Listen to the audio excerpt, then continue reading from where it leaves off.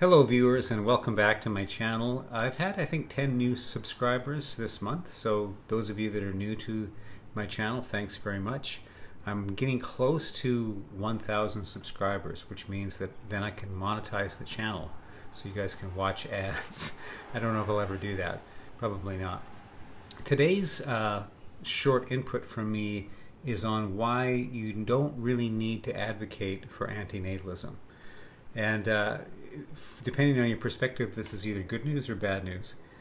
For me, I think it's generally good. So I did some research on, of course, population decline as it stands now worldwide, and then some other factors that may influence the population level on Earth in the next, say, 50 to 100 or maybe 200 years. So if we just look at kind of the canary in the coal mine of South Korea and Japan, their fertility rates now are way below. You need 2.1 children. If a couple gets together and they have two children and a very small one, it's an average, of course. Between 2 and 3 children, could say realistically, is what's needed for the population of the planet to maintain its level. Because there's a little bit of attrition. You know, two people have 2 children. If they both live to maturity 100% of the time, that would maintain the population level. So there needs to be a slight increase in that in order to account for accidents and early death and things like that. So I believe South Korea's population, the fertility rate is 0.7. So that's less than half. That's about a quarter, well, a third of what's needed in order to maintain their population. So you'll see, of course, South Korea over the next few generations declining in their population. The same is true of Japan. The same is true of Italy. Not quite as severe, but very close. It seems to be the case that all industrialized countries, when they are introduced, when birth control is introduced into those countries, the fertility rate would drop from about 5 or 6 children per couple down to 1 or 2. Now this is interesting because what this tells you is that if you give women control of their reproduction via birth control, they will not choose. They have not chosen historically to have 5 or 6 or 7 kids. They've chosen to have 1 or 2, and sometimes none, which tells you that prior to 1968, into the introduction of birth control, at least in Canada, a lot of those children, if the women had had a chance to choose, they wouldn't have chosen to have those children. So if you're like me, born before 1968, chances are you are an unwanted child. So welcome to the club. The good thing is now that we've got birth control that's relatively safe, and there's more and more research done on birth control, and birth control is getting better. Women can choose. So that's one factor, of course, just the population's leveling out and starting to decline now simply through women's choice, which I think is great. That's what women want, and that's the way it should be. If it was only that metric, the population would eventually level out and decline over the next hundreds, maybe 1,000 years, because there's 8 billion of us. It takes a little while for things to shrink.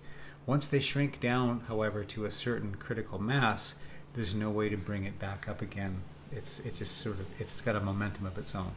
But that's just one factor. The other factor is the rise of things like chatbot relationships and robotics. Eventually, we're not there yet, but the replacement for a human romantic relationship. If you think about talking to your partner now, a lot of it's probably through text, some of it's through phone calls. You see them maybe at night.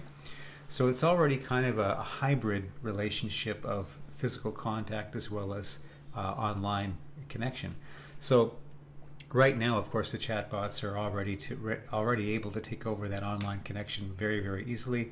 They don't argue with you if you don't want them to. You can set your own parameters in a way that you couldn't with a human being.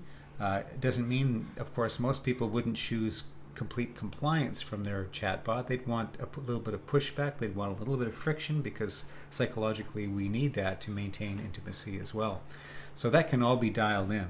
So that's another factor, another dimension in the population decline, is the options to opt out of physical relationship. And maybe you're not opting out of the physical relationships entirely. Maybe you're opting out of 95% of the back and forth between couples, and you're going to see, a sexy masseuse or something once a week. So you still have sexuality and intimacy and all that stuff, but you also have this replacement for the typical relationship. Now, that's not going to be attractive to everybody, but it's going to become more and more normalized, just in the same way that online dating back in the 80s and 90s was weird. I remember when I was online back then, people were thinking, really, you're meeting women online? Isn't that kind of strange? And now it's completely normal.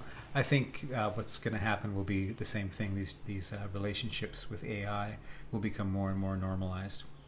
So that's another dimension.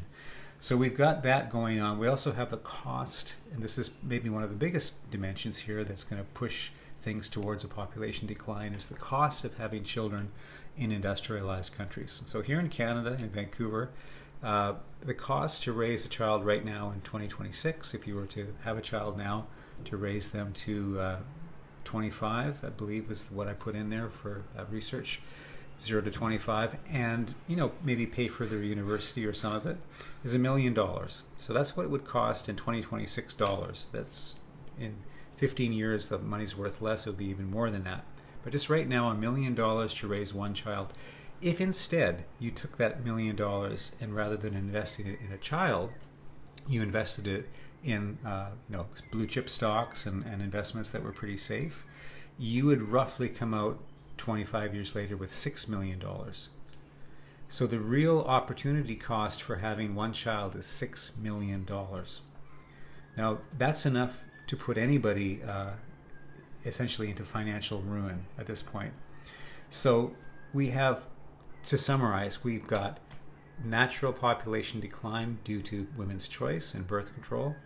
We have the opportunities for human beings to have other kinds of relationships that are essentially free and pretty much frictionless with AI. And then we have this last confounding factor as well, which is the cost. And when you put all these three together, it's a very, very powerful momentum towards the end of human civilization. So that's what I have for you today. Again, thanks for watching, and if you like what I have to say here, or you're interested in it, please comment below. If you disagree with any of what I'm saying, that's great too. Please try to keep it civil. I try to be civil, and I'll hope to see you soon. Take care.